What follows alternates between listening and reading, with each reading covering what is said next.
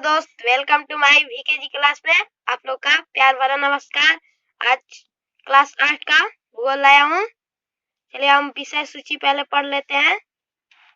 चलिए इकाई 1 में पढ़ना है संसाधन। इकाई 1.1 में पढ़ना है भूमि, मृदा एवं जल संसाधन। इकाई 1.2 में पढ़ना है वन एवं जल संसाधन और इकाई 1.3 में पढ़ना है खनिज संसाधन और इकाई 1.4 में पढ़ना है ऊर्जा संसाधन।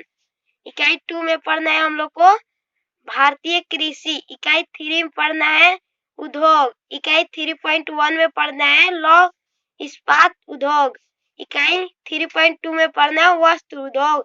इकाई 3.3 में पढ़ना है सूचना प्रौद्योगिकी उद्योग। इकाई 4 में पढ़ना है परिवहन। इकाई 5 में पढ़ना है मानव संसाधन।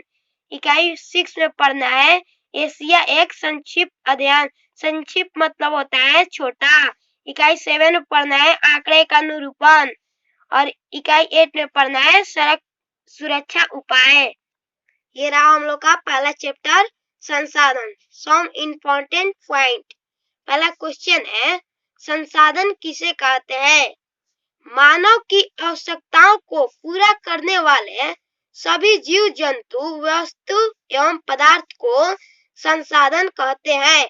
जैसे में हो गया भूमि, जल, मिट्टी, विद्यालय, खनिज पदार्थ इत्यादि। संसाधन मान लीजिए हम लोग का कोई भी वस्तु उपयोग में आता है उसे हम संसाधन कहते हैं। चलिए अब संसाधन का वर्गीकरण। संसाधन 3 प्रकार के होते हैं। पहला है प्राकृतिक संसाधन, दूसरा मानव संसाधन और तीसरा मानवकृत संसाधन।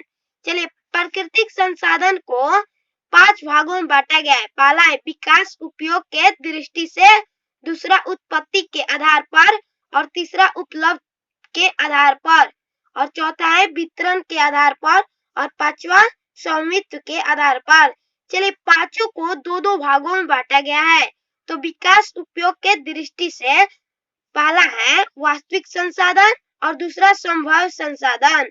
उत्पत्ति के आधार पर भी 2 भागों में बांटा गया है, जैव संसाधन और अजैव संसाधन। और उपलब्धता के आधार पर नवीकरणीय और अनवीकरणीय।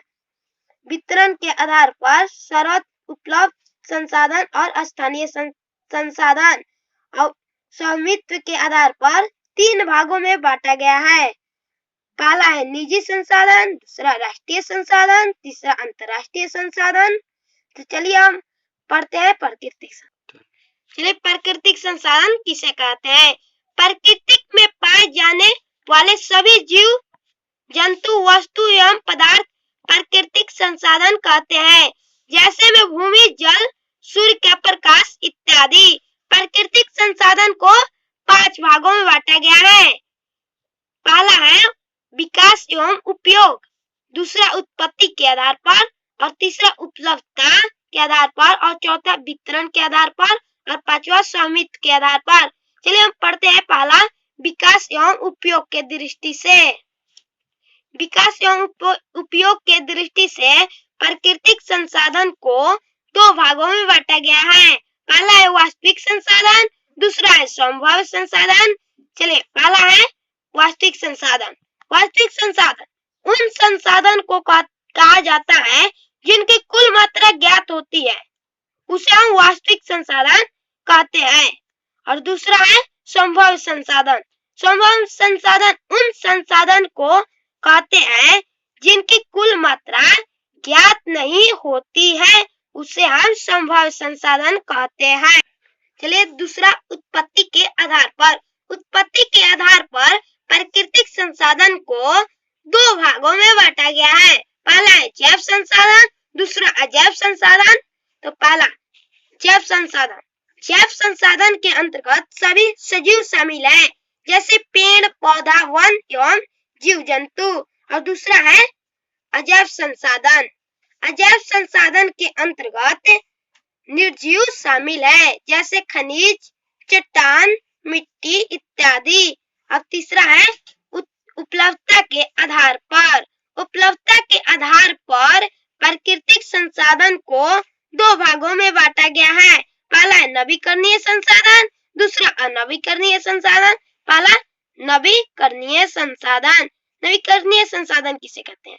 वैसे प्राकृतिक संसाधन को कहा जाता है जिनकी पुनः पूर्ति प्रकृति के रूप में होता है, फलतः वह कभी खत्म नहीं होता है, उसे हम नवीकरणीय संसाधन कहते हैं। दूसरा अनवीकरणीय संसाधन। अनवीकरणीय संसाधन किसे कहते हैं? वैसा संसाधन है जिनकी भंडार सीमित है तथा एक बार उपयोग के बाद उनके पुनः पूर्ति में हजारों लाखों वर्ष लग जाते हैं, उसे हम अनवीकरणीय संसाधन कहते हैं। जैसे लोहा, कोयला, पेट्रोलियम, अवरक्त इत्यादि। अब वितरण के दृष्टि से प्राकृतिक संसाधन को दो भागों में बांटा गया है। पहला है सर्वत्र उपलब्ध संसाधन और दूसरा स्थानीय संसाधन। चलिए पहला पढ़ते हैं, सर्वत्र उपलब्ध संसाधन। जो सभी जगह पर पाए जाते हैं उसे हम सर्वत्र उपलब्ध संसाधन कहते हैं। अब दूसरा है स्थानीय संसाधन। जो निश्चित स्थान पर पाए जाते हैं उसे हम स्थानीय संसाधन कहते हैं। और पांचवा है स्वामित्व के आधार पर। स्वामित्व के आधार पर प्राकृतिक संसाधन को तीन भागों में बांटा गया है। पहला निजी, दूसरा राष्ट्रीय, तीसरा अंतर्राष्ट्रीय। चलिए पहला पढ़ते हैं, निजी संसाधन। किसी व्यक्ति के खास क्षेत्र के अंतर्गत पाए जाने वाले संसाधन निजी संसाधन कहलाते हैं। अब दूसरा है राष्ट्रीय संसाधन। किसी राजनीतिक सीमा के अंतर्गत भूमि, खनिज पदार्थ, जल एवं वन जीव एवं समुद्री जीव।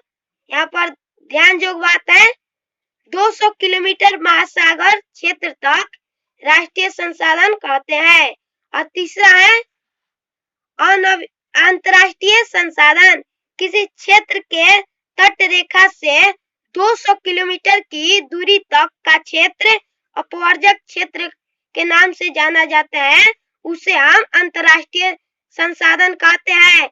यहाँ पर आप लोग का 8 क्लास का पहला पाठ भूगोल समाप्त होता है अंदर से, और अगली वीडियो में मिलेगी आपको एक पाठ का अभ्यास प्रश्न। अगर हमारा वीडियो अच्छा लगे तो लाइक कीजिएगा, सब्सक्राइब कीजिएगा और शेयर कीजिएगा।